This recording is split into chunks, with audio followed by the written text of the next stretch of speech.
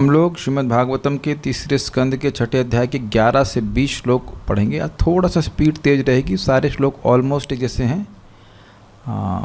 10वें में आपने सुना था, स्मरन् विश्वसृजामीशो विज्ञापितम् अधोक्षजः विराजमत्पत्स्वेना तेजसैश्चां विवृत्तये। स्मरन् विश्वसृजाम ईशो, ईश अर्थात भगवान परमेश्वर ने विश्व सृजाम विज्ञापितम स्मरण, यानी कि जो विश्व की सृजन करने वाले तत्वों के नियामक देवता थे उनकी प्रार्थनाओं को स्मरण करके अधोक्षज भगवान ने, जो कि इंद्रियों के परे हैं, विराजम अतपथ स्वेना तेजसा, विराट स्वरूप की सृष्टि करी अपनी शक्ति के द्वारा। विराट स्वरूप की सृष्टि करने के बारे में सोचा अपनी अंतरंग शक्ति के द्वारा। विवृत्तये, उनकी विविध वृत्तियों की सृष्टि करने के लिए। भाई देखिए, बार बार डिस्टर्ब नहीं कीजिए। इस मामले में मेरा क्लास खोलते ही आप डांट ना खाइए, एंड में कर सकते हैं, शुरुआत में नहीं। विवृत्ति मतलब उनकी विविध वृत्तियाँ थीं, विविध प्रकार से कार्य करेंगे, तो उसकी सृष्टि करने के बारे में भगवान ने सोचा। सोच के क्या किए, उसके बारे में आज के श्लोक हैं। तो अब वह कह रहे हैं, देखिए बात क्या कह रहे हैं। अधिदेव था इंद्रियों के नियामक देवता, अध्यात्म था सूक्ष्म इंद्रियां, और अद्भुत था इंद्रियों के स्थूल गोलक और उनके विषय, इंद्रिय विषय। ठीक है, तो इन्हीं की सृष्टियों का वर्णन होगा कि कैसे विभिन्न प्रकार के गोलोकों की सृष्टि हुई, कैसे विभिन्न इंद्रियां सृष्टि हुई, और कैसे उनके नियामक देवता, एक एक विशेष इंद्रिय के नियामक देवता, तत्वों के नियामक देवता नहीं, इंद्रियों के नियामक देवताओं की सृष्टि हुई। अधिदेव मतलब इंद्रियों के नियामक देवता, ना कि तत्वों के नियामक देवता। तत्वों के नियामक देवताओं की सृष्टि पहले ही हो चुकी है। अधिदेव मतलब इंद्रियों के नियामक देवता, उनकी सृष्टि हुई है। तो हम लोग रेस्पॉन्सिव वे में नहीं करेंगे, मैं बोल रहा हूँ, सब साथ में बोल सकते हैं मेरे से। अथ तस्याभितप्तस्य कतिधायतनानि च निर्भिद्यन्त देवानां तानि मे गदतः शृणु। मैत्री ने कहा, अब तुम मुझसे यह सुनो कि परमेश्वर ने अपना विराट रूप प्रकट करने के बाद किस तरह से अपने को देवताओं के विविध रूपों में विलग किया। अतः इसके बाद जब भगवान ने सोचा कि अब विराट की सृष्टि होगी और उसके बाद विभिन्न वृत्तियों की सृष्टि होगी, उसके बाद अभितप्तस्य, परमेश्वर के द्वारा प्रकाशित, तस्य देवता नाम कतिधा, समष्टि, तस्य मतलब उस समष्टि विराट पुरुष के मध्य, उस विराट पुरुष में देवता नाम कतिधा, देवता आदि के कितने प्रकार के आयतनानि यानी स्थान हैं। स्थान निर्विद्यंत, उद्भूत हुए। कितने प्रकार के इंद्रियों के नियामक देवता हैं और उनके कौन कौन से आधार, कौन कौन से आश्रय स्थल जहाँ पे वह देवता निवास करेगा, वह प्रकट हुए। हतानि, उन समस्त स्थानों का गदतः मैं वर्णन कर रहा हूँ। मैं शृणु, अतः तुम मुझसे श्रवण करो। अतः तस्य अभितप्तस्य, इसके बाद उस विराट पुरुष में अभितप्तस्य, जो बढ़िया से प्रकट किया गए थे, जो बढ़िया से प्रकट किए गए थे, कतिधा आयतनानि, जितने स्थल देवताओं, कितने स्थल देवताओं के हुए थे, ऐसा निर्बध्यंत, ऐसे जो प्रकट हुए थे, देवानाम, देवताओं के रहने वाले स्थान, तानि में गततः शृणु, मैं उसको बोल रहा हूँ, आप उसको सुनिए। कहने का मतलब है, भगवान ने विराट पुरुष की उत्पत्ति करी, उसके बाद इंद्रियों के नियामक देवताओं को जो विभिन्न प्रकार के आश्रय स्थान दिए, वो कितने दिए वह सब सुनिए, मैं बोल रहा हूँ। कैबिनेट मिनिस्ट्री हो गई, तो कैबिनेट मिनिस्ट्री में कौन से मिनिस्टर हुए और उनमें से कहाँ उनका ऑफिस कहाँ बना, इसका वर्णन, और वो क्या क्या कार्य किए, इसका वर्णन मैं कर रहा हूँ। अगर कैबिनेट मिनिस्टर से आप समझ रहे हैं बात, तो कौन सा देवता, मैं अच्छा पूछूं, कल्याण प्रभु, आपके बुद्धि को कौन सा देवता नियमित करता है, कंट्रोल करता है? तो हम लोग को नहीं, जनरली नहीं पता रहता बुद्धि कौन कंट्रोल कर रहा है, या हमारी आँखों को कौन कंट्रोल कर रहा है, हमारे हाथों को कौन कंट्रोल कर रहा है, हम नहीं जानते हैं। तो हर व्यक्ति की इंद्रियों को एक विशिष्ट देवता नियमित कर रहा है उस इंद्रिय पर रह करके, तो कैसे भगवान ने उस देवता के रहने का स्थान बनाया और उसकी वृत्ति का निर्धारण किया कि यह देवता क्या करेगा, उसके बारे में मैं बोल रहा हूँ, वह सुनिए। तो अब पूरे डिस्कशन में आप यही सुनने वाले हो कि कौन से देवता की सृष्टि कब हुई, मतलब कब हुई का मतलब कहाँ हुई, मतलब कहाँ वो रहेगा और वह क्या कार्य करेगा, बस ये बात सुनने वाले हैं। अलग अलग श्लोकों में बस यही बात बताई जाएगी, तो मुझे ज़्यादा कुछ एक्सप्लेन करने की ज़रूरत नहीं है, खाली पढ़ते चले जाएंगे, हम समझ जाएंगे। तात्पर्य, देवता भी अन्य सारे जीवों की तरह परमेश्वर के वियुक्त हुए भिन्नांश अर्थात जीव तत्व हैं। देवताओं तथा सामान्य जीवों में केवल इतना ही अंतर है कि सारे जीव जब भगवान की भक्ति के पुण्य कर्मों से युक्त होते हैं और भौतिक प्रकृति पर प्रभुत्व जताने की इनकी इच्छा शमित हो जाती है, तो वे देवताओं के पद पर उन्नत कर दिए जाते हैं, जिन्हें भगवान विश्व के कार्यभार की व्यवस्था करने का कार्य व्यापार की व्यवस्था करने का कार्यभार सौंपे हुए हैं। अब एक बड़ी विचित्र सी बात है, देखिए हम लोग आज तक सामान्यतः सुनते आए हैं कि देवता वह भक्त हैं जिनका इस जगत में कुछ कंट्रोलर की भावना भी है, उसको देवता बना जाता है। तो अब प्रभुपाद यहाँ कह रहे हैं कि प्रकृति पर प्रभुत्व जताने की उनका इच्छा शमित हो जाती है, इसका क्या मतलब है? देखिए समझने का प्रयास करें। इस जगत में लोग मटेरियल एनर्जी, भौतिक प्रकृति पर कंट्रोल करना चाहते हैं ताकि वह इंद्रिय तृप्ति कर सकें, लेकिन भक्त लोग, ये जो देवता हैं, यह इंद्रिय तृप्ति के लिए कंट्रोल नहीं कर रहे हैं, ये भगवान की सेवा के लिए कंट्रोल कर रहे हैं। भगवान की सेवा के निमित्त होकर के वह नियमन कर रहे हैं, चाहे वायु का देवता हो, चाहे वो और भी कोई भी देवता। भाई इंद्रियां चलाने के लिए जीवों को कोई भी कार्य करने के लिए इंद्रियां चलानी पड़ेंगी, तो इंद्रियां चलाने का कार्य वह भगवान के बिहाफ पर कर रहे हैं। एक छोटा सा एग्जाम्पल सोचिए, जैसे बिजली का उपयोग हम लोग करते हैं, मान लो गर्मी लगी तो ठंडा चलाने के लिए रेफ्रिजरेटर चलाए, तो अपने उपयोग के लिए पंखा चला रहे हैं, एसी चला रहे हैं, या रेफ्रिजरेटर चला रहे हैं, ये साउंड सिस्टम चला रहे हैं, तो व्यक्ति अपने उपयोग के लिए कर रहा है। लेकिन तो यहाँ पे बिजली का कंट्रोल कर रहे हैं, हम लोग उपयोग कर रहे हैं, अपने लिए कर रहे हैं। लेकिन आप यह भी देखते हैं कि जो पावर प्लांट में बैठा इंजीनियर है, वह बिजली अपने नहीं बना रहा होता, सरकार के बिहाफ पर बना रहा होता है। वो अधिकृत होता है सरकार के बिहाफ पर, बिहाफ मतलब उसकी तरफ से बिजली का उत्पादन करे। तो बहुत बड़ी मात्रा में बिजली उत्पादन करते हैं, लेकिन वह बिजली का उपयोग खुद के लिए नहीं करते हैं। क्या ये बात समझ में आ रही है इस उदाहरण से? बिजली का जो नियमन है, वहाँ पे नियमन होता है कि नहीं होता है, इतना वोल्टेज निकलेगा, इतना ये होगा, तो वह सारा जो बिजली बन रही है वो केवल खुद उस इंजीनियर के लिए नहीं बन रही है, वो सरकार के बिहाफ पे बना रहा है। कुछ समझ में आ रहा होगा बात? और सरकार उसको दायित्व दे रही कि वो खुद बिजली की चोरी नहीं करेगा। Make sense? तो देवता भगवान के सेवक के रूप में इन इंद्रियों को नियमन करने का कार्य करते हैं, ठीक है? तो ये दायित्व दिया गया कि भाई इसका, अगर समझिए, मान लीजिए वायु का देवता हैं आप, तो ऐसा नहीं कि वायु को फूंक दिया और किसी घर गिरा दिया, ऐसे नहीं होता है। He has a sense of responsibility. एक और एग्जाम्पल आप समझ सकते हैं कि जैसे पुलिस वाले हैं या आर्मी के लोग हैं, उनके पास भी बड़े बड़े हथियार होते हैं, लेकिन ऐसा नहीं कि वो घुस जाएंगे, अब उत्तर प्रदेश में मारना शुरू करेंगे सबकी तरफ से। अब आतंकवादी के पास वही हाथ होता, वही गन होता, कितना गलत कार्य करता है कि नहीं करता है? तो उन लोगों को ये दायित्व इसीलिए दिया गया है क्योंकि वह उस शक्ति का दुरुपयोग करने की भावना से रहित हैं। They are train to use it properly in the service of government. I hope this is very clear. तो देवताओं को वह शक्ति इसलिए दी जा रही है ताकि भगवान की वह सेवा कर सके। सोचिए सूर्य एक दिन उदित ना हो तब, तो उन सूर्य देव को यह शक्ति, उस जीव विशेष को शक्ति दी गई है ताकि वह एक विशेष प्रकार से भगवान की सेवा कर सके। I think this is clear.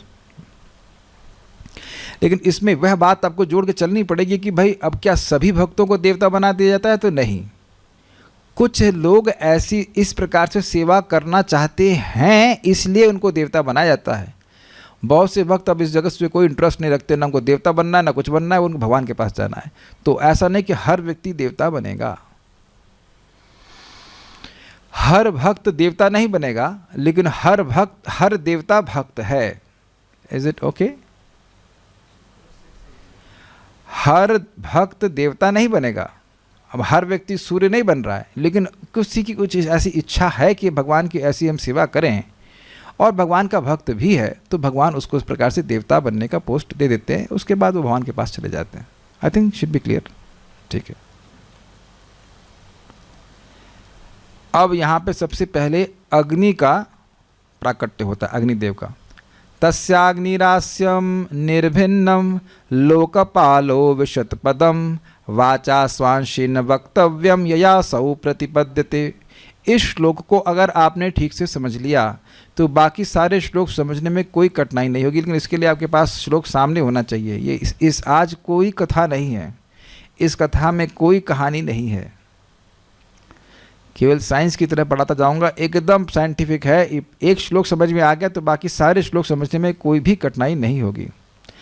फिर से एक बार बोलते हैं, तस्याग्निरास्यम निर्भिन्नम लोकपालो विशतपदम वाचा स्वांशीन वक्तव्यम यया सौ प्रतिपद्यते। उनके मुख से अर्थात विराट पुरुष के मुख से अग्नि अथवा ऊष्मा विलग हो गई और भौतिक कार्य संभालने वाले सारे निदेशक अपने अपने पदों के अनुसार इसमें प्रविष्ट हो गए। जीव उसी शक्ति से शब्दों के द्वारा अपने को अभिव्यक्त करता है। अब ये बात बिल्कुल नहीं समझ में आएगी, अन्वय देखेंगे समझ में आ जाएगा। तस्य, सर्वप्रथम उस विराट पुरुष का, और आगे के श्लोकों में बार बार ये तस्य तस्य आएगा, तो तस्य का अर्थ है उस विराट पुरुष का। आस्यम, आस्यम का मतलब होता है मुख। निर्भन्नम, अब निर्भिन्न का मतलब होता है पृथक रूप से उत्पन्न हुआ। जैसे देखिए बिल्कुल समझ में आएगा कि माँ के गर्भ में जैसे बच्चे का, शिशु का वृद्धि होती है, उसी तरह से हो रहा है। पहले कोई मुख नहीं आता है, लेकिन कुछ समय के बाद मुंह अलग रूप से आता है। कुछ अलग प्रकार समझ पा रहे हैं भाई? स्त्री पुरुष के संयोग से तो जो होता है वो शुरुआत में ही बच्चा नहीं पता हो जाता है, तो धीरे धीरे करके उसके एक एक अंग पृथक रूप से डेवलप होते हैं। अगर आपको याद हो तो विराट रूप को गर्भ भी कहा गया था। तो जैसे गर्भ में माँ के गर्भ में बच्चे, शिशु का वृद्धि होती, उसी तरह से यहाँ पे डेवलपमेंट हो रहा है। तो कह रहे हैं कि सबसे पहले मुख की उत्पत्ति हुई। तो निर्भिन्नम शब्द को समझ लीजिएगा। निर्भिन्नम मतलब यह अंग अलग से उत्पन्न हुआ। तो ये जो अंग है अर्थात मुख, ये अग्नि देवता का वासस्थान यानी आयतनान है। आयतनानी शब्द बोला गया था, तो उनका स्थल है ये। तो ये जो मुख हो गया, ये क्या हो गया? अधिभूत। ये इंद्रिय का अधिष्ठान है। वाग इंद्रिय का अधिष्ठान क्या है? मैं कैसे बोल रहा हूँ? नाक से बोल रहा हूँ कि हाथ से बोल रहा हूँ? आप लोग कैसे बोलते हैं? मुंह से बोलते हैं। तो मुंह आपकी वाणी का अधिष्ठान है, स्थान है, लोकेशन। यस, तो वह इंद्रियों का आधार है, वागेंद्रिय का आधार है, इसलिए इसे अधिभूत कहेंगे। सारे श्लोकों में इसे कैच कीजिएगा। आस्यम निर्भिन्न, तो मुख प्रकट हुआ तो यह अधिभूत का वर्णन हुआ। ठीक। तत्पदम, उस अपने स्थान में लोकपाल अग्नि, लोकपाल अग्नि यानी कि जो अग्निदेव प्रकट हुए, ये कौन हो गए? अधिदेव। स्वांशे न वाचा, अपनी शक्ति वागेंद्रिय सहित, ये क्या हो गया? अध्यात्म। ठीक है। आवेशत, प्रविष्ट हुई। यया, जिस वाक शक्ति द्वारा असौ वक्तव्यम प्रतिपद्यते, यह समष्टि जीव, जितने भी जीव हैं, वाणी के विषय शब्दों को व्यक्त करते हैं। तो शब्द क्या हो गया? अधिभूत अर्थात इंद्रिय विषय। इसी तरह से आपको हर श्लोक को देखना है। कठिनाई है या सबको समझ में आ रहा है? पहला सृष्टि क्या हुई? अधिभूत अर्थात इंद्रियों का स्थान, और हो गया मुख। उसके बाद उसमें प्रवेश कर गए अग्नि से, ऑब्वियसली सृष्टि हुई अग्नि की, और अग्नि के देवता उस स्थान में प्रवेश कर गए अर्थात मुख में। तो ये जो अग्नि देवता हो गए अधिदेव। और स्वांशिना यानी अपनी शक्ति, अंश का यहाँ पे अर्थ है अपनी शक्ति, अग्नि का एक अंश है, अग्नि की शक्ति है वाचा यानी वागेंद्रिय, ये हो गया अध्यात्म। और इसके द्वारा क्या होता है? शब्द का उच्चारण होता है, और शब्द हो गया अधिभूत अर्थात इंद्रियों का विषय। Is it all okay with everyone there? अगर आपने पिछले श्लोक समझे हैं तो मेरी बात आपको समझ में निश्चित रूप से आ रही होगी।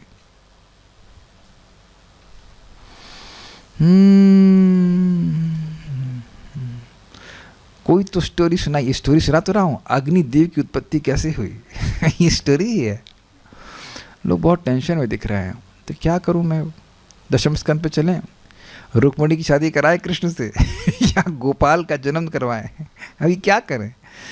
देखिए, अगर अभी पिछले श्लोक जो समझाए हैं उसको समझा है तो ये बिल्कुल आसानी से समझ में आ जाएगा। ये मैं फिर रिपीट कर रहा हूँ और लिख लीजिए अगर भूल रहे हैं तो। अधिभूत मतलब इंद्रियों का अधिष्ठान और इंद्रिय विषय।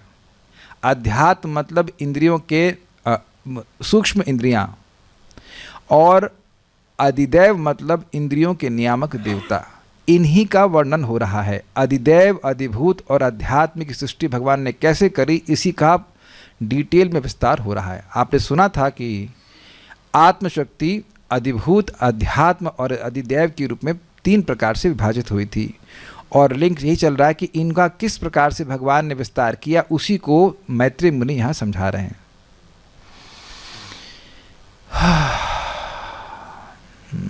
वीडियो से तो लग रहा है कि ऑडियो समझ में नहीं आ रहा है लेकिन क्या कठिनाई है, या ये भी समझ में नहीं आ रहा है कि क्या समझ में नहीं आ रहा है। अधिभूत अगेन, अच्छा आप तो अनुवादक हैं आपको नहीं समझ में आया, चलिए फिर से रिपीट करता हूँ। अधिभूत का मतलब था इंद्रियों का अधिष्ठान। भाई मैं पूछूं कि वाणी की इंद्रिय हमारे कान पे रहती है कि नहीं रहती है? नहीं रहती। तो इतना तो समझ में आ रहा है कि वाणी इंद्रिय हमारे मुख में निवास करती है ना। तो जो हमारा मुख है वह वाणी इंद्रिय का लोकेशन है, और यहीं पे अग्नि देवता भी निवास करते हैं। तो जो देवता का स्थान है, जो इंद्रिय का स्थान है, उसको कहेंगे अधिभूत। और जो शब्द, जो विषय है, जो इंद्रिय का विषय है, वाणी का विषय क्या है? शब्द। तो शब्द तो बोल रहा हूं कि कुछ और बोल रहा हूं? हाँ, सेंस ऑब्जेक्ट, तो शब्द हुआ ना इसका विषय, तो वह शब्द भी अधिभूत कहलाएगा। और अध्यात्म तो बड़ा स्पष्ट, अध्यात्म मतलब इंद्रियों के नियामक देवता, और क्या बोल गया, अध्यात्म बोल गया, सॉरी, अधिदैव। अधिदैव का मतलब होगा इंद्रियों के नियामक देवता, और अध्यात्म मतलब सूक्ष्म इंद्रिय। मैं बार बार रिपीट कर रहा हूं कि यह आंख नहीं है, यह तो आंख का गोला है, गोलक है, यह अधिभूत है। जो सूक्ष्म रूप से जिस इंद्रिय के द्वारा कार्य हो रहा है, या सॉफ्टवेयर जिससे कार्य हो रहा है, उसको अध्यात्म कहेंगे। अब मेरे पास इससे अधिक सामर्थ्य तो नहीं समझाने का, इतना ही हमको समझ में आया और इतना ही आप लोगों को समझा रहा हूँ। वैसे ये पहली बार नहीं समझा रहा हूँ, दूसरे स्कंद में भी समझाया था, और वहाँ जो बच्चे बंक मार दिए होंगे या ऐसे वीडियो ऑन करके आ गए और ऐसा एक्सप्रेशन बना दे कि सब समझ में आ गया है, तो अब यहाँ नहीं समझ में आएगा। मैं क्या कर सकता हूँ बताइए? छोड़ सकते नहीं, तो ये सब है। अब इतनी बात समझ में आ जाएगी तो आगे के श्लोक बिल्कुल स्मूथ समझ में आ जाएंगे। कुछ इंटरेस्टिंग बातें भी आपको बताऊंगा जो समझ में आएंगे। श्लोक देखिए, तस्य मतलब उन विराट पुरुष के, अग्निर आस्यम निर्भिन्नम, उनका आस्य अर्थात मुख जब पृथक रूप से प्रकट हुआ, तब लोकपाल अग्नि दिख रहा है आपको, लोकपाल जो अग्नि है, अवशत पदम, उस पदम में अर्थात उस स्थान में, यानी उसके मुख में वे प्रवेश कर गए। ठीक, वाचा स्वांशेना, और किसके साथ प्रवेश किए? वाणी रूप अपनी शक्ति के साथ वह प्रवेश किए। अग्निदेव की शक्ति है कि वाणी को प्रदान करते हैं। यया असौ वक्तव्यम प्रतिपद्यते, वक्तव्यम मतलब जिसे बोला जाए, तो जिसके द्वारा, जिस वाणी के द्वारा, असौ यह जीवात्मा, सारे जीवात्मा बोल पाते, शब्दों को प्रकट कर पाते हैं। वाणी ही नहीं होगी तो केवल इंद्रियों का आधार होने से व्यक्ति बोल नहीं पाएगा। इस जगत में देखा जाता है कि लोगों की जीभ है, गला है, सब कुछ है, लेकिन कुछ लोग बोल ही नहीं पाते। हमारे एक मित्र हैं, वो बताते हैं कि बस वो 4 माला कर पाते, फिर उसके बाद बोल ही नहीं पाते हरे कृष्ण मंत्र। ना, इट्स अमेजिंग। कहीं ऐसा क्या है? अरे this seems so normal to all of us ना, कितना सामान्य लगता है ना कि हम बोल पाते हैं। और कुछ ऐसे भी हैं, अब दुर्भाग्य कहिए, कि 3-4 माला के बाद वह बोल ही नहीं पाते, उनकी जीभ चिपक जाती है। उन्हें क्या होता है? बिल्कुल अद्भुत सी बात है। ओके, श्रीधरी, अग्नि इत्यादि 14 श्लोकों के द्वारा आयतनों का ही वर्णन मैत्रेय महर्षि करते हैं। मतलब इस श्लोक से लेकर के 14 श्लोक तक 14वां श्लोक आगे आएंगे, इसमें यह वर्णन हो रहा है कि कौन सा देवता कौन से इंद्रिय के स्थान पर रहता है। आयतन का मतलब होता है स्पेस। जैसे यहाँ सब लोग अलग अलग आसनों पे बैठे हुए हैं, कोई पिंक, कोई क्रीम, कोई ब्लू, और आप लोग भी अपने घरों में बैठे हुए हैं, सभी देवी सभी देवता। तो आप लोग अपने अपने घरों में बैठे हैं कि नहीं बैठे हुए हैं?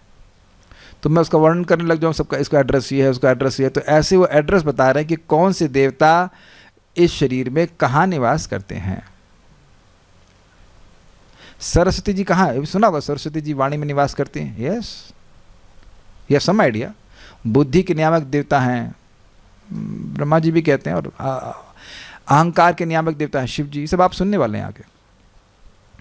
तो एक बड़ी इंटरेस्टिंग बात है कि जो मन में कंसेप्शन है, लोगों की धारणा है कि हम स्वतंत्र हैं, हमारी इंद्रियां स्वतंत्र हैं, हम जो चाहे कुछ भी करें, तो यह गलत है। हमने एक जगह पढ़ा था, बड़ा अच्छी बात, कि अगर कोई कवि कोई लौकिक बात करता है तो सरस्वती देवी बड़ी दुखी हो जाती। क्यों? कहती यह आदमी हमको ब्रह्मलोक से बुलाया, समझ रहे हैं, सरस्वती जी ब्रह्मलोक में रहती हैं, तो ब्रह्मलोक से बुलाया और भगवान की बात ना करके ये दुनिया की बात किया, बड़ा रंज हो जाती हैं। लेकिन अगर कोई भगवान का यश बोलना चाहता है तो माता सरस्वती बहुत प्रसन्न हो जाती हैं कि हमारे स्वामी की सेवा करने का मौका इस व्यक्ति ने हमको दिया है। और इसी प्रकार से, इसी कारण से जब हम अपनी इंद्रियों का प्रयोग भगवान की सेवा में करते हैं तो देवता भी बड़े प्रसन्न हो जाते हैं, क्योंकि वह उनको भी भक्तों के माध्यम से भगवान की सेवा करने का मौका प्राप्त होता है। तो ये सब बहुत बड़ी शिक्षाएं इन चीज़ों से ग्रहण कर रहे हैं। अभी आप देखेंगे हाथ भी कंट्रोल है, तो हाथ से आप सब्जी काट रहे हैं भगवान के लिए या और कोई कार्य कर रहे हैं, तो उससे वह देवता भी प्रसन्न हो जाते हैं। बुद्धि को भगवान की सेवा में लगा रहे हैं तो ब्रह्मा जी प्रसन्न होते हैं, वाह वाह ये बहुत अच्छा कार्य कर रहा है।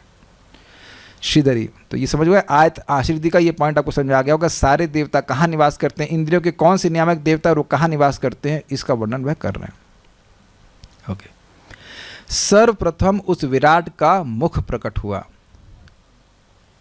अपने अंशभूत वागेंद्रिय के साथ, यानी कि अपनी शक्ति वाणी की इंद्रिय के साथ अग्नि नामक लोकपाल अपने उस मुख नामक वागेंद्रिय के साथ प्रवेश कर गए।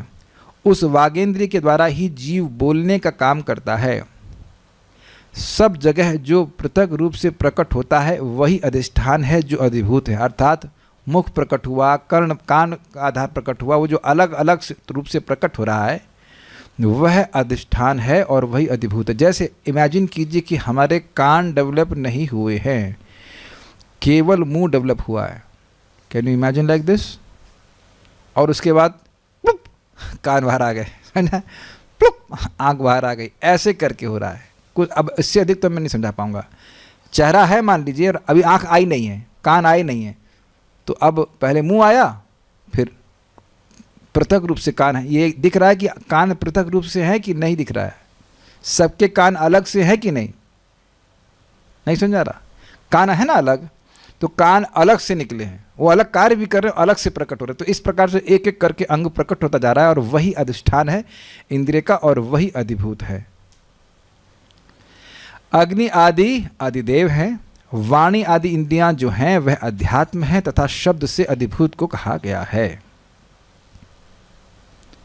तात्पर्य, भगवान के विराट रूप का मुख वाचा शक्ति का उद्गम है। अग्नि तत्व का निदेशक इसका नियंत्रक अथवा अधिदेव है।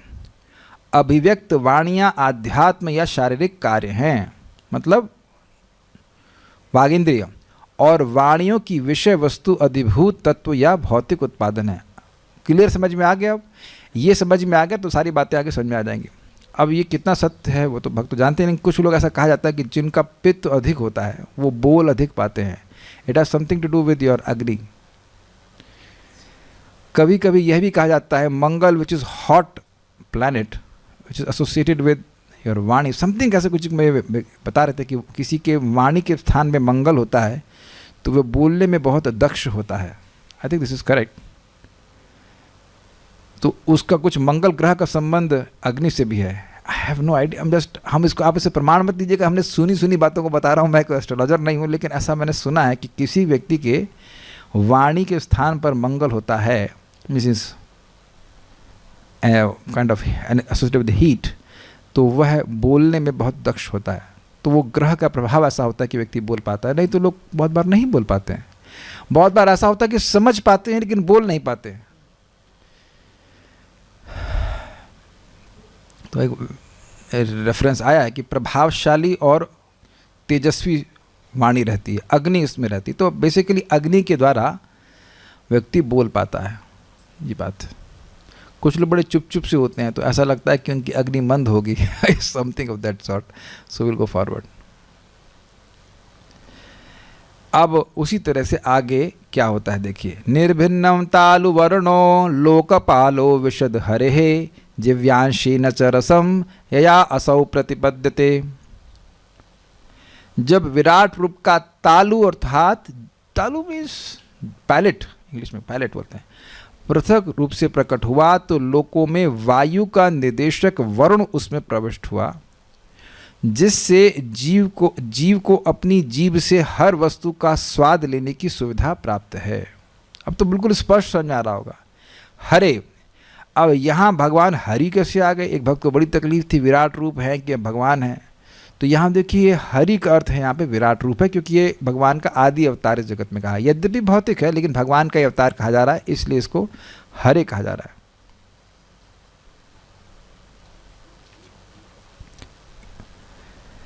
तालु निर्भन्नम, इन भगवान हरि की तालु के पृथक रूप से प्रकट होने पर लोकपालः वरुणः, लोकपाल वरुण जिह्वायाम रसना इंद्रिय, रसना मतलब चखने वाली इंद्रिय, वाग इंद्रिय बोलने की है और रसना चखने की है। यद्यपि उनका स्थान जीभ ही है, लेकिन जीभ से जब बोलने का कार्य करेंगे तो वाग इंद्रिय और चखने का कार्य करेंगे तो रसना इंद्रिय कहेंगे। अंशेन च, शक्ति सहित, अपने शक्ति सहित उस विराट रूप के तालु में, मतलब चखने की शक्ति से होना चाहिए, चखने की शक्ति सहित अविशत प्रविष्ट हुई। एक्चुअली ऐसे सही देखिए, वो थोड़ा मिस्टेक हुआ। लोकपाल वरुणा जिह्वाम अंशेन च, रसना इंद्रिय की शक्ति सहित उस विराट रूप के तालु में प्रविष्ट हुई, ये होना चाहिए। वो थोड़ा सा अन्वय टूट सा गया है, ठीक है, लेकिन थोड़ा सा अलग करके रखा गया है। यया असौ रसम प्रतिपद्यते, जिस रसना द्वारा यह विराट यानी समष्टि जीव रस समूह को ग्रहण करता है। रस समूह का मतलब कड़वा, खट्टा, मीठा, तीखा, ऐसे करके अलग अलग रस होते हैं। उन रस समूह को हमारी जीभ ही ग्रहण कर पाती है। श्लोक देखिए, निर्भन्नम तालु, जब इस विराट रूप का तालु प्रकट हुआ, हरे, हरे शब्द से यहाँ पे लेना होगा, हरे अर्थात विराट रूप का तालु प्रकट हुआ तो वरुण लोकपाल, लोकपाल वरुण अविशत उसमें प्रवेश कर गए। कैसे प्रवेश किए? जिह्वया अंशेना, अपनी रसना इंद्रिय, रस इंद्रिय के द्वारा, रस इंद्रिय रूपी शक्ति के द्वारा उसमें प्रवेश किए। यया असौ रसम प्रतिपद्यते, जिसके द्वारा यह विराट पुरुष अर्थात समष्टि जीव स्वाद के समूह का आस्वादन करता है, जो विभिन्न प्रकार के स्वाद हैं उसका वह अनुभव करता है।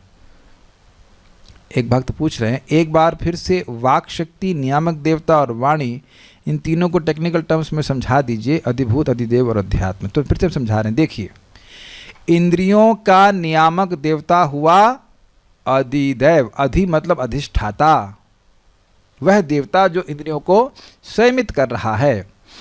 तो इंद्रियों के नियामक देवता हो गए अग्निदेव या अधिदेव। अग्निदेव तो एक हैं, बाकी सारे भी इसी प्रकार से कहे जाएंगे, ठीक। जो इंद्रिय हैं उसको कहा जाएगा अध्यात्म, सूक्ष्म इंद्रिय कहा जा रहा है। और जो इंद्रियों का अधिष्ठान है, जहाँ पे वह इंद्रिय सिचुएटेड है, जहाँ पे वह देवता भी है, और जिस इंद्रिय विषय को वह इंद्रिय ग्रहण करती है उसको अधिभूत कहा जा रहा है। अर्थात जैसे पिछले श्लोक में हम देखेंगे कि जो मुख था वह अधिभूत है, और जो शब्द है जो कि वाणी के द्वारा प्रकट किया जाता है उसको अधिभूत कहा जाएगा। तो दो अधिभूत हैं और एक एक अध्यात्म और अधिदेव है। अब इस श्लोक में अगर आप विचार करें तो मैं पूछूंगा, तो अधिदेव कौन है? इस श्लोक में 13वें श्लोक में अधिदेव का नाम बताएं, वरुण देवता। Very good. अध्यात्म क्या है? 13वें श्लोक में अध्यात्म क्या है? रसनेन्द्रिय। वेरी गुड, चखने की क्षमता। और जो अधिभूत है वह क्या है? जिह्वा मतलब तालु, तालु, और रस जो टेस्ट अनुभव कर रहा है वह अधिभूत है। हाँ, सिंपल, इंद्रिय विषय है ना। ऐसे समझेंगे तो सारे श्लोक समझ में आ जाएंगे। श्रीधरी हरि शब्द से इस श्लोक में विराट पुरुष को कहा गया है। यहाँ पे ऐसा नहीं कि भगवान श्री हरि के बारे में बात हो रही डायरेक्टली, जो सच्चिदानंद स्वरूप है, ऐसा नहीं हो रहा है, क्योंकि भगवान हरि की इंद्रियों के प्रकट होने का कोई समय नहीं है।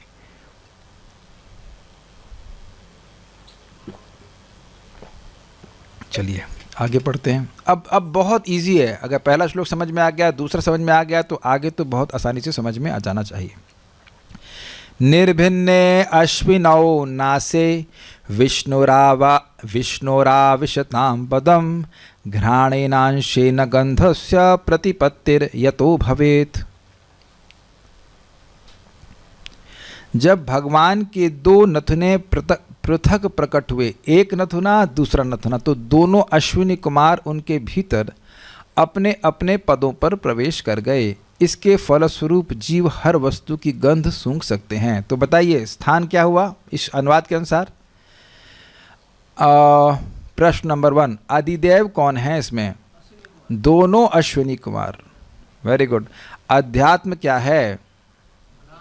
घ्राणेन्द्रिय। Very good. और अधिभूत क्या है?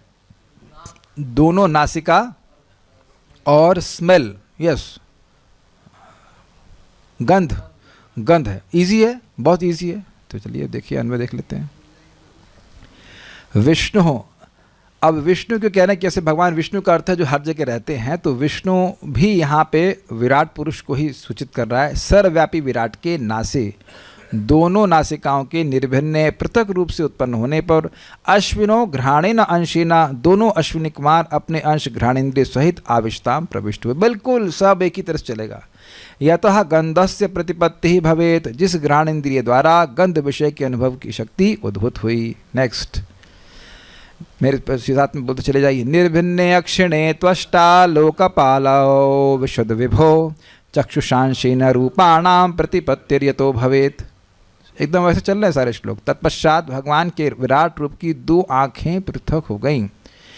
प्रकाश का निदेशक सूर्य दृष्टि के आंशिक प्रतिनिधित्व के साथ उसमें प्रविष्ट हुआ, जिससे जीव रूपों को देख सकता है। प्रश्न प्रश्न प्रश्न, आदिदेव कौन है इसमें? सूर्य है। Very good. अध्यात्म कौन है? देखने की शक्ति। वेरी गुड, चक्षु इंद्रिय। और अधिभूत कौन है? आंखों के दोनों गोलक और जो रूप है वह हो गया अधिभूत। बिल्कुल इजी है। Very good. अरे अब अन्वय देखिए। विभो, विराट पुरुष के अक्षिणी दोनों नेत्र गोलोकों के निर्भिन्न पृथक रूप से उत्पन्न होने पर लोकपालः त्वष्टा, लोकपाल आदित्य, आदित्य मतलब सूर्य, चक्षुषांशेना, चक्षु रूप अपनी अंश अर्थात इंद्रिय सहित। अब समझ में अंश का क्या अर्थ है? हर बार जब इंद्रियों को बोला जाएगा तो उसको उस देवता के अंश के रूप में बोला जाएगा, अर्थात उसकी शक्ति। जैसे सूर्य का प्रकाश उस सूर्य का अंश है, तो अंश का मतलब शक्ति। हम लोगों को भी तो भगवान के विभिन्न अंश कहा जाता है, तो हम भगवान की शक्ति भी तो है कि नहीं? शक्ति शक्तिमान का अंश है कि नहीं? तो उसी अर्थ में यहाँ पे बार बार कहा जा रहा है कि चक्षु इंद्रिय, हाँ, चक्षु इंद्रिय सूर्य देव की अंश है, अर्थात उनकी शक्ति। तो अपनी शक्ति के साथ, क्या सूर्य ने अपना सारा तेज आपकी आंख में डाल रखा है? नहीं, सूर्य की कुछ शक्ति हमारी आंखों में है। कुछ समझ में आ रहा है बात? ये बात है।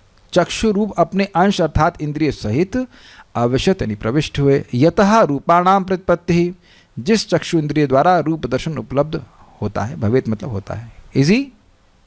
ये लोग तो बेचारे बड़े परेशान लग रहे हैं। Tunga Vidya, are you getting some idea about this और is it very difficult to understand? क्या प्रभु जी, आपने आप सुबह से कोई स्टोरी नहीं सुनाई? गीता में भी नहीं, यहाँ भी कोई स्टोरी नहीं है।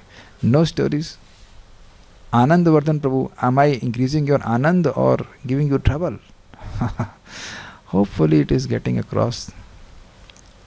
देखिए, बात कोई नई नहीं है, ये सब हम लोग दूसरे स्कंद में पढ़ चुके हैं। वो बात अलग है कि हम भूल गए हों, बट अब यहाँ छोड़ देंगे, अच्छा एक बात है, यहाँ छोड़ देंगे तो हमें लग रहा है कि दोबारा नहीं आएगा, तो बंक भी कर सकते हैं अगर चाहे तो, कोई दिक्कत नहीं है, लेकिन तीसरे स्कंद में सृष्टि तक तो फिर से आएगा। और इसमें समझ लेना चाहिए, गीता में भी तो 8वें अध्याय में अधिभूत, अध्यात्म और अधिदेव के वर्णन हुआ है, तो समझ लेना ज़्यादा आसान है बंक करने की बजाय।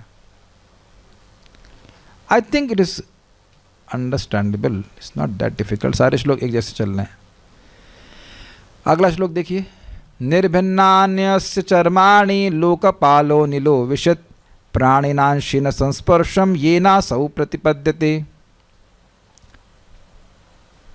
जब विराट रूप से त्वचा पृथक हुई तो वायु का निदेशक देव अनिल आंशिक स्पर्श से प्रविष्ट हुआ, जिससे जीव स्पर्श का अनुभव कर सकते हैं। ये बात यहाँ पे याद रखिएगा, क्योंकि अभी एक और बात भी आएगी चर्म के संबंध में, तो वो अगले श्लोक में आएगा, अभी देख लेते हैं इसको।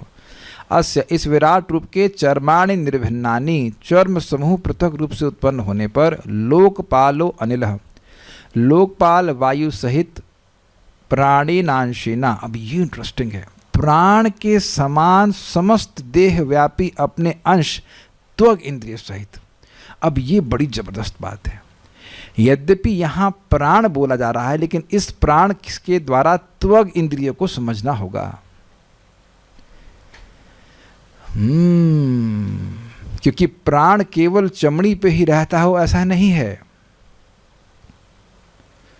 यहाँ पे शुद्ध स्वामी पाद टीका में बताते हैं कि प्राणेना, यानी प्राण का अर्थ है त्वग इंद्रिय, स्पर्श इंद्रिय, जो स्पर्श करने का कार्य है। प्राण के, देखिए प्राण के 10 विभाजन बताए गए थे, और वो थे क्रिया शक्ति में, वे आत्मशक्ति में नहीं आता है, और यहाँ आत्मशक्ति का विभाजन हो रहा है, क्रिया शक्ति का, हाँ क्रिया शक्ति का नहीं हो रहा है। इसलिए यहाँ पे प्राण का अर्थ वो 10 प्रकार के प्राण नहीं है जो अपने क्रिया शक्ति के विभाजन के रूप में सुने थे, सुना था ना, प्राण, अपान, उदान, समान इत्यादि। वहाँ यहाँ पे ये उस प्राण को इंगित नहीं कर रहा है, अपितु प्राण यहाँ पे त्वग इंद्रिय, स्पर्श इंद्रिय को इंगित कर रहा है। बहुत ध्यान से सुनना होता है भागवतम को। तो इस इंद्रिय के साथ अविशत अर्थात प्रविष्ट हुए कब, और ये ना जिस तक त्वग इंद्रिय द्वारा असौ संस्पर्श प्रतिपद्यते, इस जीव अर्थात विराट में स्पर्श विषय का ज्ञान लाभ होता है। स्पर्श का यहाँ पे अर्थ है छूना, आपको चीज़ छूते हो तो अनुभव किया कि मैंने ये छुआ है। मतलब प्राण का अर्थ त्वग हुआ, यस, यहाँ पे प्राण का अर्थ त्वग लिया जा रहा है, त्वग इंद्रिय, स्पर्श इंद्रिय लिया जा रहा है। हमेशा प्राण का अर्थ ये नहीं लिया जाता, यहाँ पे प्राण का अर्थ त्वग इंद्रिय लिया जा रहा है। नेक्स्ट, कर्णावस्य विनिर्भिन्नौ धृष्ण्यं स्वविविशुर्दिशः श्रोत्रेणांशेन शब्दस्य सिद्धिं ये न प्रपद्यते। जब विराट रूप के कान प्रकट हुए तो सभी दिशाओं के नियंत्रक देव श्रवण तत्वों समेत उनमें प्रविष्ट हो गए, जिससे सारे जीव सुनते हैं और ध्वनि का लाभ उठाते हैं। अस्य, इस विराट रूप के कर्णों विनिर्भिन्नौ, दोनों कर्ण पृथक रूप से उत्पन्न हुए। क्या उत्पन्न हुए हैं ये? अधिभूत। तो श्रोत्रेण अंशेना, श्रवण इंद्रिय रूप अपने अंश सहित अर्थात अध्यात्म, दिशः यानी सभी दिशाओं के नियंत्रक देव, स्वधृष्णम अपने अधिष्ठान दोनों कर्णों में विविशु अर्थात प्रविष्ट हुए। ये ना जिस श्रवण इंद्रिय द्वारा जीव अर्थात विराट को शब्दस्य सिद्धिम प्रपद्यते, शब्द का ज्ञान लाभ होता है। आप बिल्कुल आसानी से समझ सकते हैं कि जहाँ से शब्द आ रहा होता है उस दिशा का भी बोध होने लगता है। इस रूम में जो बैठे हुए हैं और जो आप लोग अपने रूम में बैठे हैं, ज़रा सा अवेयर होइए कि कौन सी आवाज़ कहाँ से आ रही है। तो अब देखिए, जैसे एसी की आवाज़ है जो कि ठंडा नहीं कर रहा है लेकिन तो कुछ अभी हम शांत हो जाएंगे तो आप जो लोग यहाँ बैठे वो सुन सकते हैं एसी की आवाज़ यहाँ से आ रही है, और आप लोग के आसपास भी कोई आवाज़ है तो यहाँ से आ रही, वहाँ से आ रही। आप जब सुनते हो कि दरवाज़ा किसी ने खटखटाया, कोई खटखटाता तो अच्छा यहाँ से आवाज़ आ रही है, तो आप समझ सकते हैं कि दिशा का शब्द से संबंध है। ये तो इजी है समझना।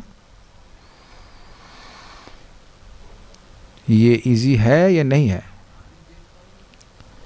दिशाओं के नियामक देवता इसमें अधिदैव हैं। दिशाओं के भी नियामक देवता होते हैं। तो मैं खाली समझा रहा हूँ कि शब्द का दिशा से संबंध होता है। ये खाली आप लोग को एक्सपीरियंस कराने का प्रयास कर रहा हूँ।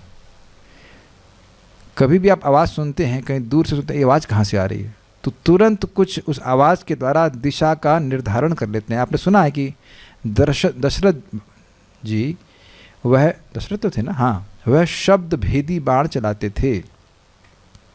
आपने ये भी सुना होगा कि राणा सांगा और राणा सांगा थे ना, जिन्होंने इनको अंधा कर दिया गया था और वो भाला चलाए थे, वही तो थे शायद। तो अंधा कर दिया था उनको एक मुसलमान राजा ने, नाम मोहम्मद गोरी था, समथिंग लाइक दैट। तो वह सभा में बैठा हुआ था और इनको अंधा कर दिया था राणा सांगा को। तो उन्होंने महाराणा, कुछ लोग बोल रहे हैं Maharana Pratap, but one of them, Prithviraj, कोई बोला Prithviraj Chauhan, I don't know, जिसको जो पसंद हो, राजस्थान वाले बताए हमको, I think it was Rana Sanga, but whatever. तो जो भी हो, वह शब्द भेदी भाला चलाने में एक्सपर्ट थे। तो वह हंसने लगा, कुछ तो ऐसे वो बोला, वो हंसने लगा। तो अब वह उसके शब्द को सुनकर भाला चला दी और मर गया। और आप दशरथ जी के बारे में जानते हैं कि दशरथ जी ने शब्द भेदी बाण चलाया था, किसके ऊपर चलाया था? वो श्रवण कुमार के ऊपर। एक्चुअली वो श्रवण कुमार को नहीं देख पा रहे थे, वो शब्द सुन करके वो चला दिया, ऐसा तो हुआ था। तो शब्द के द्वारा दिशा का निर्धारण हो जाता है। बस ये लिंक समझाने के लिए इस बात को बता रहा था। तात्पर्य, कान जीव के शरीर का सबसे महत्वपूर्ण यंत्र है और इसका उपयोग महत्वपूर्ण शब्द को सुनने के लिए किया जाना चाहिए। समझाया? क्यों? क्योंकि देखिए, शब्द के द्वारा आप उस वस्तु का भी निर्धारण कर लेते हैं जो आपकी अभी आंखों के सामने नहीं आई है, जैसे कि वैकुंठ का, जैसे कि गोलोक वृंदावन, जैसे भगवान श्री कृष्ण का। ध्वनि दूरस्थ तथा अज्ञात वस्तुओं का संदेश ले जाने का सबसे महत्वपूर्ण माध्यम है। यही समझा रहा था ना आपको। जो रियलाइजेशन आपको हमको है ही नहीं, उनके बारे में सुन करके ही हम भजन कर रहे हैं। Is that sinking in? Otherwise out of sight, out of mind. जो लोग भगवान की भक्ति के बारे में नहीं सुनते हैं, उनके जीवन से ऐसी स्थिति, ऐसे जीवन के लक्ष्य की धारणा गायब हो जाती है जिसको वो कभी अनुभव किए ही नहीं है। मैं फिर से रिपीट कर रहा हूँ, भक्ति में असीमित सुख है, तो असीमित सुख कभी मिला तो है नहीं। और जब नहीं सुनते हैं तो वह तो हमारे चित्त से गायब होना ही है, दृष्टि वहाँ नहीं रहेगी। तो एकमात्र कारण, जब कोई व्यक्ति भक्ति को छोड़ता है तो उसका एकमात्र कारण है श्रवण का भाव। और श्रवण वंस इन वीक करने वाले को नहीं कहा जाता है। आप में से किसी के दम है कि हफ्ते में केवल एक बार खाए? कोई हाथ खड़ा कर सकता है? किसी के दम हो कि भाई एक हफ्ते में एक बार खाए और जिंदा रह जाए वो? ये 15 दिन में एक बार? तो ये तो कहा जा सकता है कि हम खा रहे हैं, लेकिन 15 डेज में एक बार क्या मतलब है? कल पांडव निर्जला एकादशी है, जो लोग कर रहे हैं वो अभी से टेंशन में है। एक वक्त बोले प्रभु जी क्लास में नहीं आ पाऊंगा, वहीं रूम से सुन लूंगा, जूम पे सुन लूंगा, ये होगा एक दिन। और आप देख लेना कि एक दिन भले भोजन ना करना, हम नहीं कर रहे, नहीं, जो लोग नहीं करेंगे उनका 1 ग्राम वजन भी कम नहीं होगा।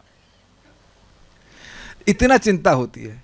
और इधर व्यक्ति सोच रहा है कि हम नहीं सुनेंगे और भक्ति कर लेंगे। हम तो अब आंखों से देख रहे हैं कि जो लोग श्रवण नहीं करते उनका 16 का 6 गायब हो जाता है, और कभी कभी वो 1 भी गायब हो जाता है। हम नाम नहीं रख रहे और ना ही मैं दोष देख रहा हूँ, एक ऑब्जर्वेशन देख रहा हूँ कि श्रवण नहीं होने से ऐसी कोई स्थिति है, इस भक्ति के द्वारा हमें असीमित लाभ मिल सकता है, ये सब हमारी आंखों से गायब हो जाता है क्योंकि दिख नहीं रहा है अभी। तो इसलिए सुनता है व्यक्ति, तब व्यक्ति निर्णय करता है कि भाई ऐसी कोई चीज़ है। प्रभात बड़ा स्पष्ट कहते हैं, वैकुंठ है और वो ऐसा है जैसे चंद्रमा और सूर्य। लेकिन अब नहीं सुनता है तो व्यक्ति इसी जगत की इस टेम्परेरी मिजरेबल लाइफ को ही इटर्नल और क्या कहते हैं, सुखमय, शाश्वत सुखमय जीवन बनाने के प्रयास में, व्यर्थ प्रयास में लगा रहता है। So it's very important. समस्त ध्वनि या ज्ञान की सिद्धि कान से प्रवेश करती है और मनुष्य के जीवन को पूर्ण बनाती है। अगर हम कुछ सुनेंगे ही नहीं तो कोई पूर्णता प्राप्त नहीं होगी। संपूर्ण वैदिक ज्ञान एकमात्र श्रवण करके ही प्राप्त किया जाता है। इस तरह ज्ञान का सबसे महत्वपूर्ण स्रोत ध्वनि है। चलिए अब आगे पढ़ते हैं। और ये सब सृष्टि हुई, इसके देवता कौन है? दिशा है इसके देवता, दिशा के नियामक देवता कह लीजिए। हाँ, त्वचमस्य विनिर्भिन्नाम विविशुर्धिष्णमौषधि अंशेन रोमभिकंडुम येरासौ प्रतिपद्यते। अब थोड़ा सा यहाँ पे अलग बात आ रही है। जब चमड़ी की पृथक अभिव्यक्ति हुई तो अपने विविध अंशों समेत संस्पर्श नियंत्रक देव उसमें प्रविष्ट हो गए। इस तरह जीवों को स्पर्श के कारण खुजलाहट तथा प्रसन्नता का अनुभव होता है। अब आप कंफ्यूज हो जाएंगे, अरे अभी तो स्पर्श के देवता तो आ ही गए, अब ये फिर से कहाँ से आ गए? अंतर है। स्पर्श के देवता कौन है? वायु। अनिल बोला गया था ना, वो स्पर्श का अनुभव करता है। स्पर्श की क्रिया और खुजलाने की क्रिया में अंतर होता है। टचिंग एंड स्क्रैचिंग बोलेंगे, क्या बोलेंगे? नहीं, स्क्रैचिंग नहीं बोलेंगे, क्या बोलेंगे उसको? खुजलाने क्या कहते हैं अंग्रेजी में? जो भी कहते हो। ईचिंग, उसमें कंडू, यह अलग कार्य है। तो इस वो हिंदी में ऐसे दोनों जगह ऐसा प्रयोग कर दिया गया है, लेकिन अलग अलग उसका अर्थ होगा। है उसका स्थान चमड़ी है। जब जैसे हमारी जीभ है, जीभ बोलने का भी कार्य करती है और जीभ चखने का भी कार्य कर रही, ऐसे ही जो हमारा चमड़ी है उसमें मतलब ये स्पर्श करने की क्षमता भी है और खुजली भी हम यही करते हैं। अस्य इस विराट पुरुष की त्वचा यानी त्वचा के विनिर्भिन्नाम पृथक रूप से प्रकट होने पर रोम भी अंशेन औषधि, रोम रूप अंश सहित अर्थात जो हमारे रोम हैं उस इंद्रिय सहित औषधि समूह, औषधि यहाँ पे देव हो गए, नियामक देव हो गए।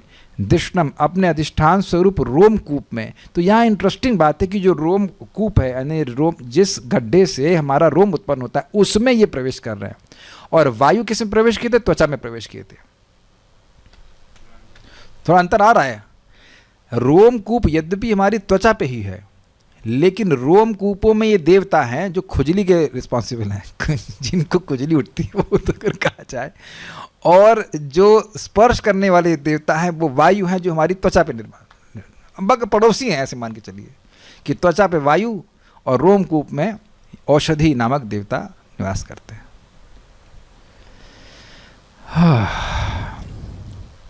विविशु अर्थात प्रविष्ट हुए, ये ना जिस रोम इंद्रिय द्वारा असौ कंडुम प्रतिपद्यते, इस जीव में खुजली का अनुभव था। स्पेलिंग मिस्टेक, कुजली हो गया, खुजली है वो मेरी गलती है। आई एम कंडीशन सोल्ड, खुजली खा खा खा खुजली का अनुभव हुआ। आप देखते होंगे खुजली होने के बाद थोड़ा सा खुजला लेता है तो उसको बड़ा अच्छा लगता है। ये ऐसे लोग करते रहते हैं, कभी खुजलाते रहते हैं। तो वह खुजलाहट जो है वह रोम इंद्रिय के द्वारा हो रही है। रोम मीन्स हेयर्स आर देयर। तो एक प्रश्न होगा कि प्रो जी कभी कभी हथेली में खुजली भी होती है, तो वहाँ तो बाल नहीं है ये भी प्रश्न होगा। तो क्या मैं नियामक देवता हूँ जब मुझसे पूछते हो? मुझे क्या पता I have no idea. Well होती है लेकिन कम होती है, उतनी तो नहीं होती ना।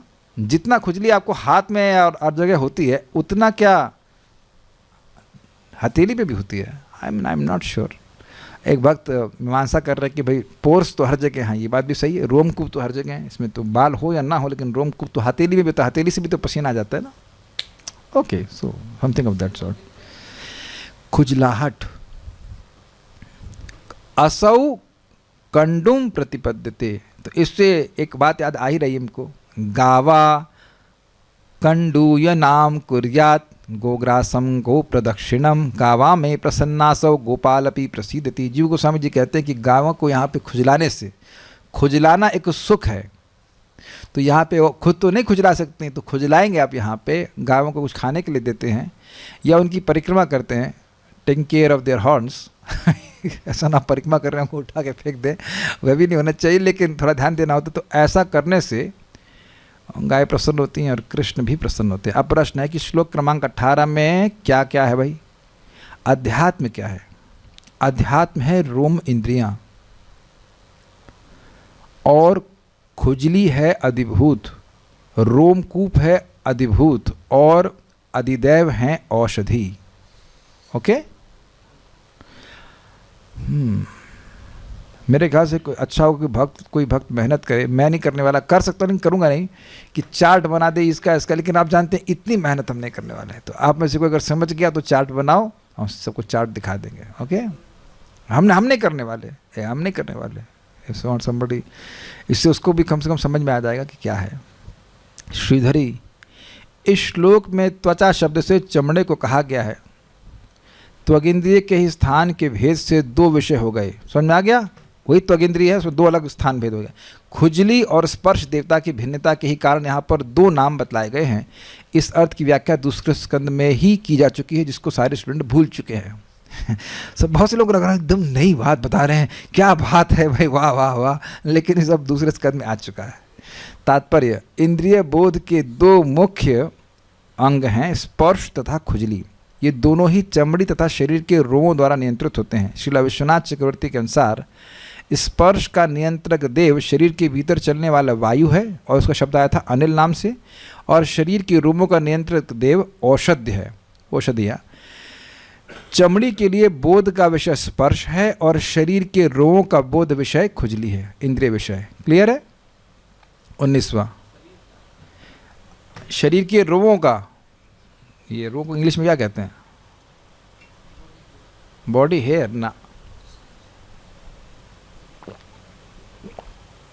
मैं भी भूल गया, अभी याद नहीं आ रहा। मेड्रम तस्य विनिर्भिन्नाम स्वदुष्णम का उपाविशत रेतसांशेन ये नासौ आनंदम प्रतिपद्यते।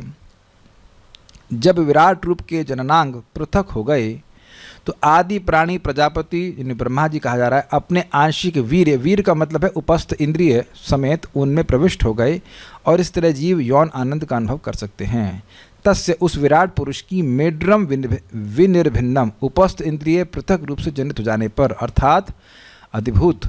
कह आप जानते हैं, केशव में सुना था ना, कह मतलब ब्रह्मा, ईश मतलब शिव जी, तो वो कह मतलब प्रजापति ब्रह्मा, रेतासा अंशेन सौदिष्णम, वीर रूपी अपने अंश सहित, यानी कि उपस्थ इंद्रिय, उपस्थ इंद्रिय का गोलक नहीं, उपस्थ इंद्रिय जो सूक्ष्म रूप से है उसके सहित अपने स्थान में, यानी कि उपस्थ में उपाविशुत प्रविष्ट हुए। ये ना, जिस उपस्थ इंद्रिय द्वारा असौ, इस जीव को आनंदम प्रतिपद्यते, यौन आनंद का लाभ होता है। लास्ट, आज का लास्ट, गोदम पुंसो विनिर्भिन्नम मित्रलोकेश आविशत पायुनांशिन ये नासौ विसर्गम प्रतिपद्यते।